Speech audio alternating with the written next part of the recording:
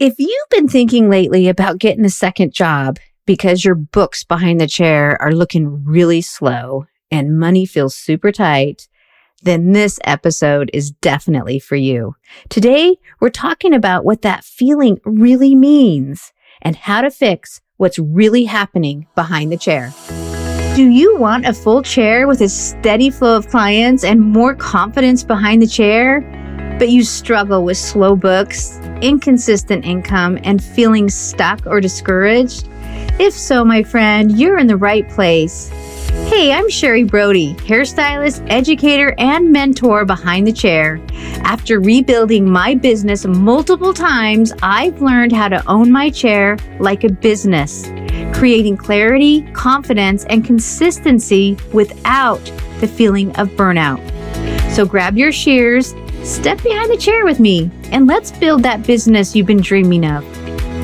So it was about 14 years ago. I found myself standing there, all dressed and ready to go to work, standing there looking at my chair at the hair salon and just feeling like the thought just hit me like, oh my God, I have no clients. I'm standing there looking around at all these hairstylists working around me in the salon that I had chosen. You see, 14 years ago, I relocated from the Bay Area, where I had worked for 27 years, had an established clientele. I worked with education and trained many hairstylists on how to build a successful career behind the chair. And I had started over in Phoenix, Arizona. And this was my first day there behind the chair. And I had picked this salon. I had made many trips coming to the, Phoenix, and I picked this salon. I knew it was a great location. It was a great salon. But there I was on this first day. And I'm looking around and all these hairstylists, they're so busy, and getting ready for their clients. They had clients coming in, and oh my gosh, immediately this feeling in me, just this insecurity and this fear. I thought to myself, what have I done? I have no income coming in. I have no clients coming in. And guys, I hadn't felt that in years. Well, I did end up picking myself up. I ended up getting some coaching for myself because it's very easy to get into the mindset of the discouragement. But I didn't let it beat me. You see, I picked myself up, and within 6 months, guys, 6 months, I was bringing in enough income from that chair to pay my bills. And within a year, I was putting money away in the bank. And it wasn't long after that I had a goal. I only wanted to work 3 days a week. And it wasn't long till I was making the income that I wanted to make. And I share that with you because I want you to know that even though I've been behind the chair for many years, I know firsthand what it feels like to be staring at it, slower books and just falling into that self-doubt, that fear in the pit of your stomach and thinking, what am I going to do? And so today, on this episode, I want to share with you four things that you can do to start shifting your mindset and start looking at your chair differently than what you have been.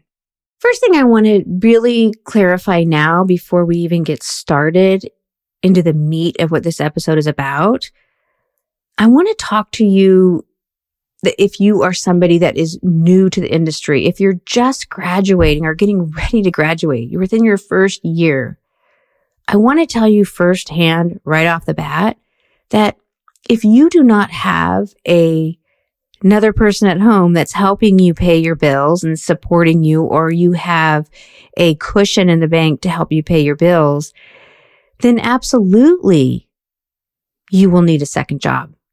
Now, I talk about getting a second job because I'm seeing all over social media so many hairstylists talking about, I need a second job. I need to make more income.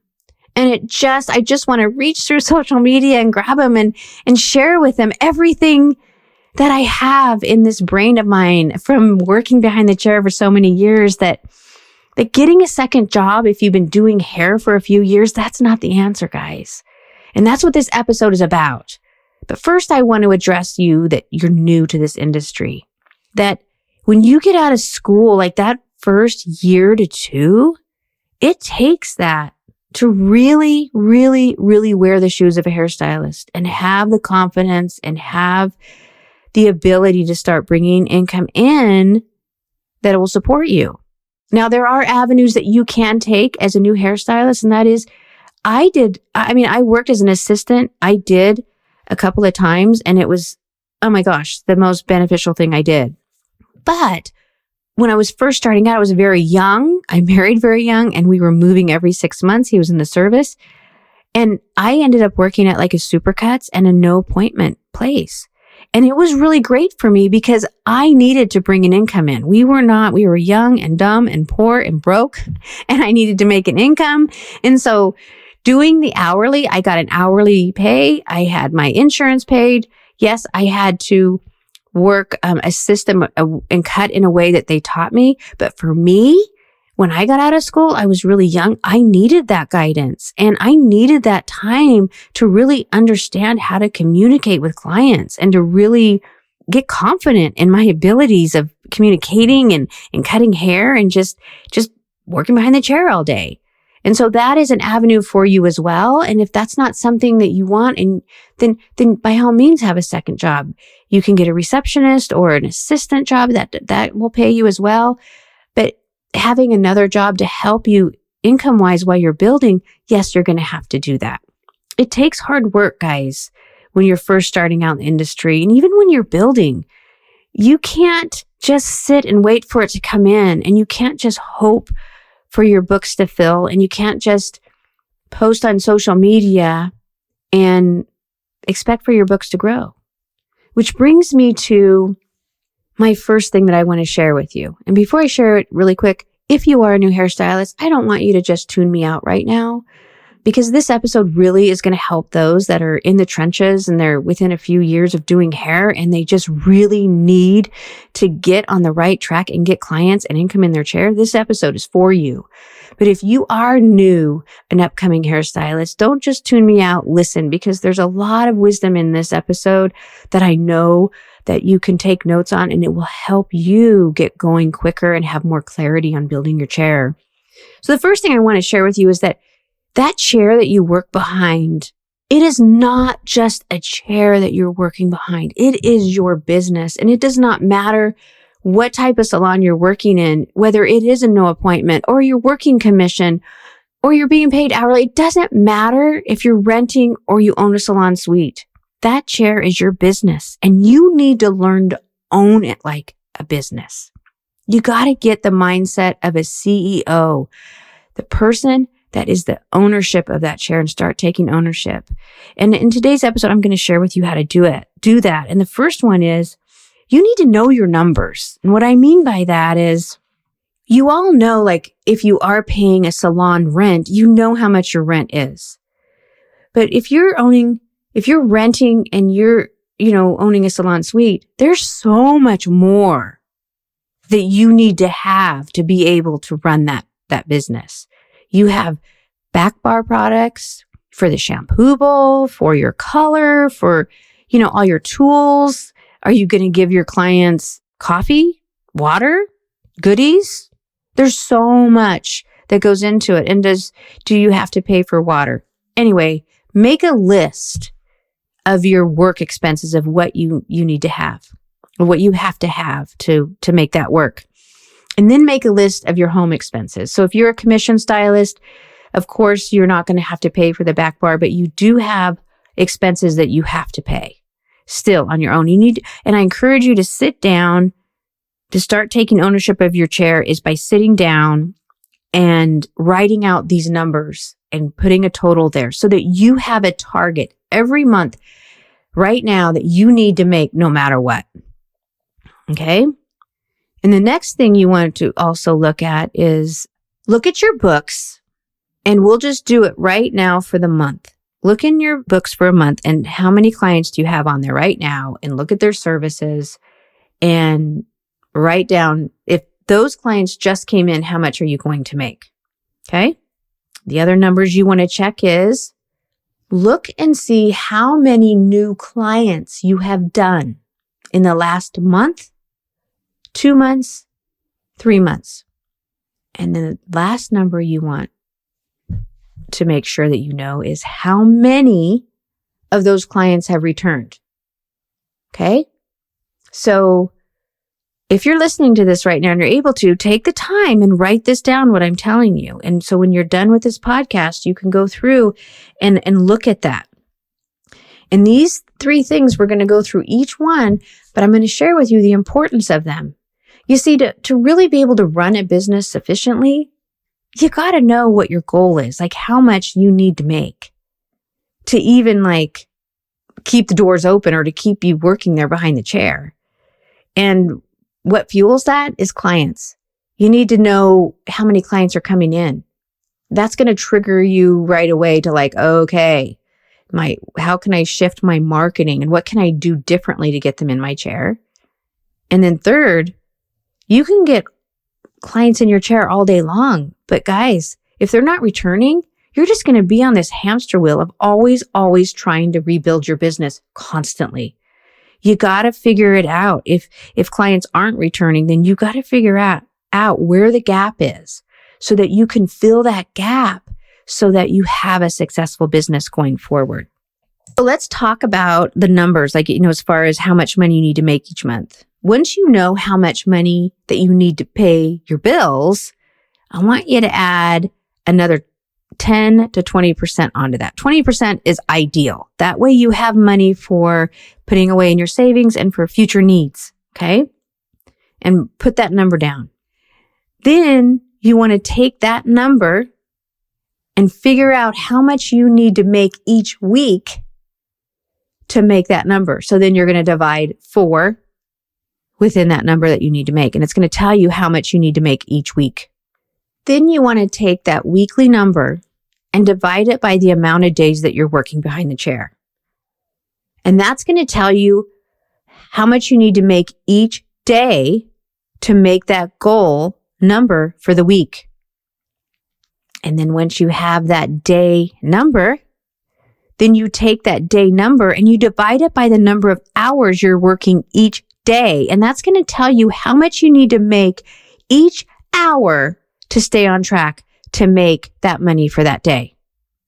Do you see what I'm saying here, guys? Is I'm helping you get into the mindset instead of just living in this worry mindset and this fear mindset and start taking control of your business.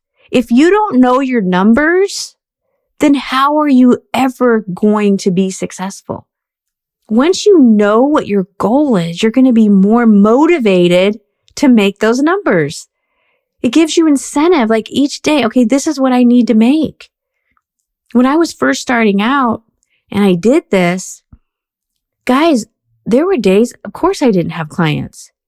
But, one of the things I did was I went out to the places where I wanted clients. One of them was Nordstrom. I wanted to get the client that was like working behind the makeup counter and the cosmetic counter because why? They're focal points.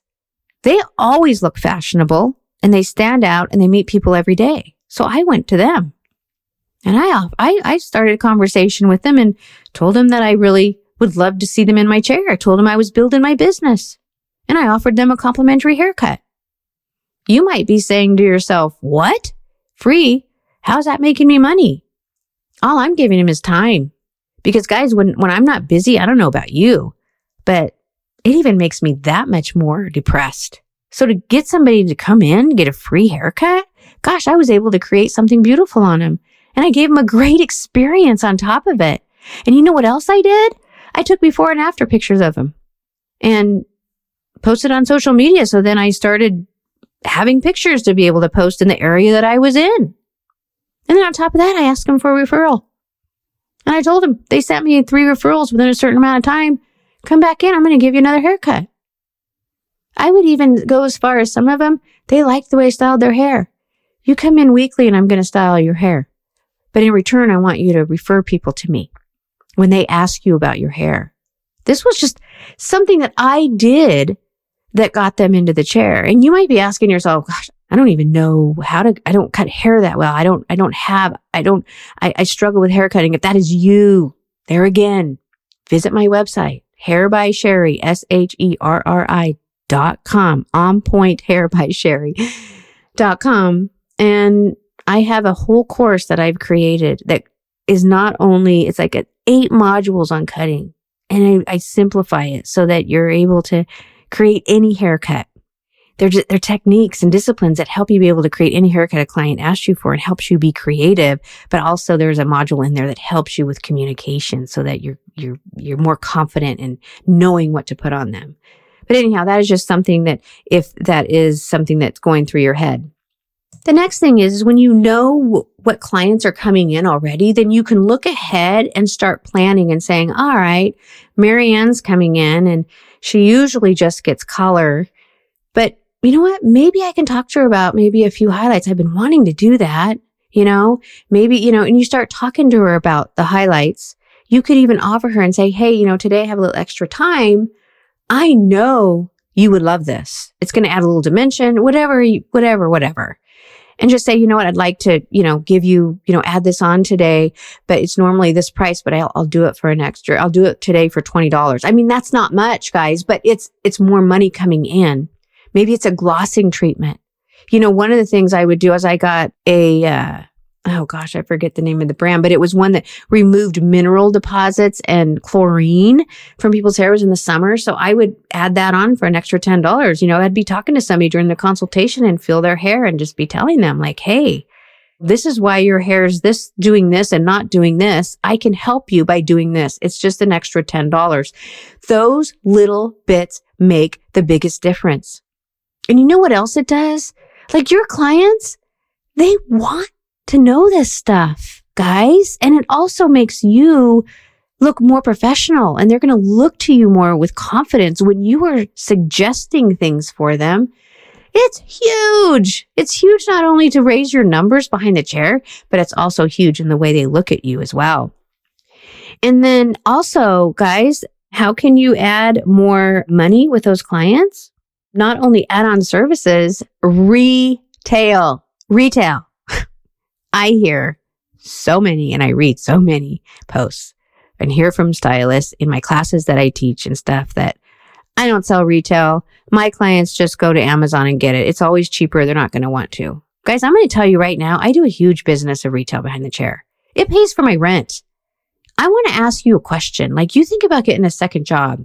Let's say you're getting a job for $14 an hour. I want you to think about, okay, so you have a bottle of shampoo. It's $32. You bought it for $16.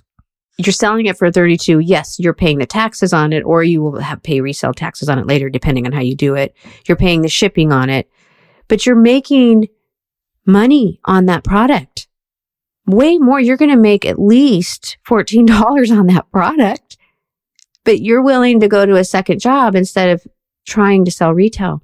And you know what? I don't even want to use the word sell. I hate that because I know a lot of stylists and I felt the same too when I was young. I'd say I'm not a salesperson. But what you are every day is a salesperson because you're selling yourself. Every single day you talk about your service. Every single day you talk about your business and you're asking somebody to come in. Every time a client sits in your chair, you're selling yourself on how you're approaching them, communicating with them, their experience in your chair. So when you talk about retail, when you have retail available right there for them, products that you're using that you believe in, first of all, you can't sell a product you don't believe in. So right there and then there, you've got to have a product line that you truly believe in and know. But when you take the time with a client and you share with them what you're using on them, you tell them why you're using it. You show them how to use it.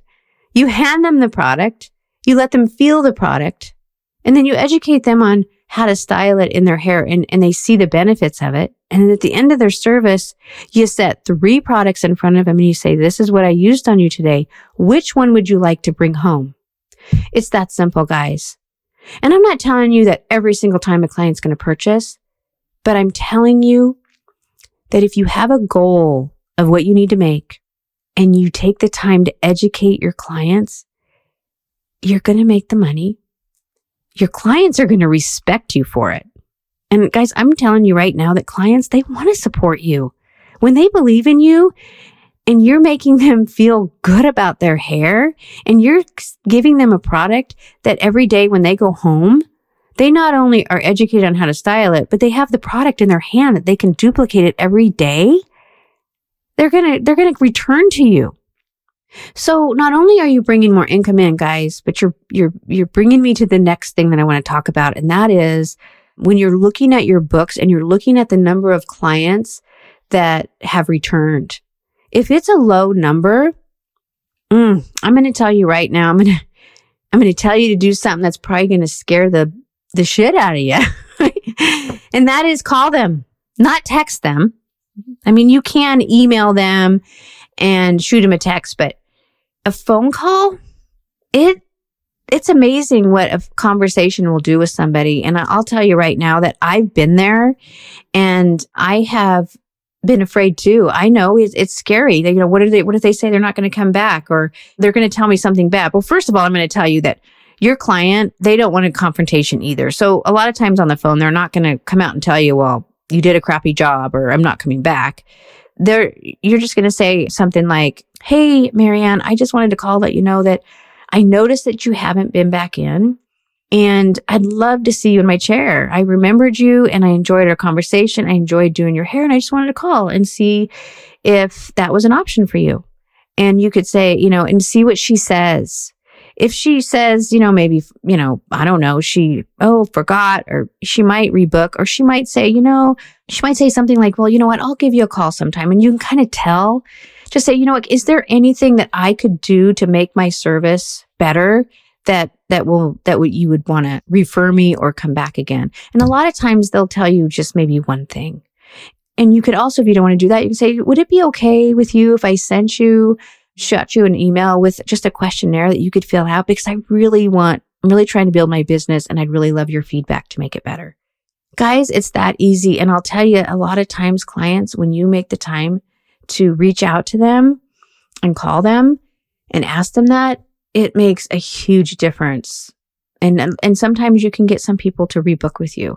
And sometimes I'll just offer a special. Hey, I've got an opening. I don't tell them how I'm wide open. I just say, hey, I've got an opening, a couple openings next week. And I just remembered you and I saw you hadn't been in and I'd love for you to come in. I'd like to offer you, I don't know, if you wanted to offer a percentage off for a certain date, that's fine. You could offer, say I'm running a special on maybe highlights or whatever, just come up with something. And that's a whole nother thing to talk about, but something to entice them to come in. So, and also this crosses my mind, I digress a lot on these, is that, also taking the time after somebody sat in your chair, a new client, is taking the time 3 days later to call them and ask them how their hair's doing. Huge retention. It helps for your future, guys. And then make sure you're asking for those referrals when they're in the chair. Always ask for a referral. And most importantly, never let a client leave your chair without asking them to rebook. And this is a great way to say it is, so if you want to maintain your haircut, that's going to be about 6 weeks. So 6 weeks from now is March 3rd. I have openings on at this time and that time, and give them an option. They may say, oh, do you have another day that week? And you could say, oh yeah, sure. But that way you're not saying, oh, do you want to rebook? No, don't ask them that. Tell them when they need to come back to maintain it and what you have available at that time. Okay? So that's just some things, because you want to be planning in the future too. You want them to return. And I'll tell you, guys, the most successful hairstylists, most of their clients rebook. That's just it, guys. You got to be bold enough to ask them that. And guys, if your books are slow and you're not getting clients in, but you're posting on social media and you're saying you're doing all the things, you can't just get them by social media. And if you are doing social media, I'm going to encourage you to do something a little bit different. Don't just post befores and afters. Clients want to, like when you go on social media, 9 times out of 10, you're probably looking at things to learn from. Like when you see a hairstylist that you admire, you go and you learn, see what she's doing, or you learn new haircutting techniques. Well, guys, your client, your avatar, your person you want in your chair, she's looking too. And she wants to learn things. So get yourself in front of that camera, start videoing yourself, teaching little tips and techniques and talking to the camera, getting them to know you. That's just an easy way to stand out. And like I said, if you guys want a few more ideas that I did when I was rebuilding my business and got me going, head over to my website and also check the show notes. It's there as well. And the last thing I want to share with you guys, when you treat your chair like a business, you show up looking like an owner. You know what, guys? Yes, you can dress however you want, but I'm going to tell you right now, if you want to attract the client that has the money to spend, even on the downtimes, on economy and things like that, then guys, you need to dress the part. You cannot show up and look like you just rolled out of bed or halfway did your hair. When you go to leave for work, I want you to look in the mirror and say, am I somebody that when a new client comes and sits in my chair, they're going to look at me and go, oh, wow, I want her to do my hair. There was a stylist I remember years and years ago. Her name was Elizabeth. And I was working in a high-end salon here in Phoenix years ago. I had lived here before I even had kids. I was the newbie there, guys. And this was a gal that I admired and followed. And it wasn't because of her work. Absolutely. Her work was fine. It was okay. But it was how she treated her clients and how she showed up. I mean, every day she dressed to the nines. And it wasn't like it was expensive clothes. She just had her makeup done, her hair done, and her clothes. She looked the part every day. She was there at least a half hour before her clients because she would look at all her books. That's how I learned that technique, you guys. She looked at her books and she would know who was on her books and she would be thinking ahead of time of what she was going to talk them into. A lot of times, I don't think hardly any of her clients that came in for just a haircut left with just a haircut. They left with product. They left with maybe a glossing treatment, an add-on conditioner, something. She was a go-getter and I never forgot her. She was always the top retail sales. She was the top income earner there, but she was not the most talented. And that, guys, that was, 38 years ago. And I still remember her to this day.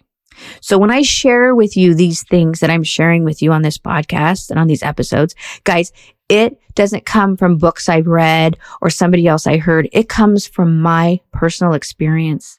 And I'm telling you it works. So to wrap this episode up, guys, you got to start looking at your chair and start owning it like the pro that you are. Get to know your numbers, make that list. And then start setting goals for yourself. Break it down into little nuggets down to just the day of what you need to make. Find out who's coming in, who's not coming in. Follow up on it. Guys, get out there, fight fear. Don't let fear overwhelm you. There's a phrase I read that said, be a warrior, not a worrier. Be a warrior, not a worrier. Warriors step through the fear and they do things that are uncomfortable. And guys, so do you. So anyways, guys, I just want to thank you so much for listening. I know this one is a little bit longer, but guys, I'm here to tell you, I never thought in a million trillion years when I stepped behind the chair at 18 years old that I would still be standing behind the chair 43 years later. But I am. I am because I was a warrior, not a worrier, and I didn't even know it. I just stepped through it. I wasn't afraid to ask for help, and I did things that were just a little bit different. And I just want to encourage you to do the same. And if you just want a little bit more clarity, reach out to me. I'd love to get on just a free 15-minute call. There again, that's on Point Hair by Sherry, SHERRI.com. And also in the show notes, I did add this time too, I have started a new Facebook group, and that is called Client Building Support for Hairstylists, because in there, you can go in there, ask questions. I'll be in there and I'll give you tips and stuff every week to help you stay confident and stay the course. Anyways, thanks for listening, you guys. And I hope that this episode blesses you. If it does, Please share it with somebody else. And most importantly, would you subscribe and write a review? It is only when you do that that this episode reaches the hairstylists that need to hear this. Happy haircutting, everybody. And remember, your work, it's not about you. It's about how you make your clients feel. Hey, thanks for hanging out with me today on Cutting Through It. I hope today inspired you. I hope that it gave you some clarity and confidence. But most importantly, I hope it gave you the courage to keep going. Because you, my friend, you're not meant to do this journey alone as a hairstylist. If this episode lit something up in you, would you hit the subscribe button? But most importantly, let me know by leaving me a review. And also, I have another favor to ask. Will you share this with another hairstylist who you know that might need a little boost today? Your words help this message from this podcast reach more hairstylists who need it. And if you want to dive a bit deeper with me and learn about all the free resources I have, head over to my website at onpointhairbysherry.com. Until next time, stay faithful, stay focused, and stay on point. And never, never forget that your clients, they'll remember more about how you made them feel than anything else at all. Have a blessed day.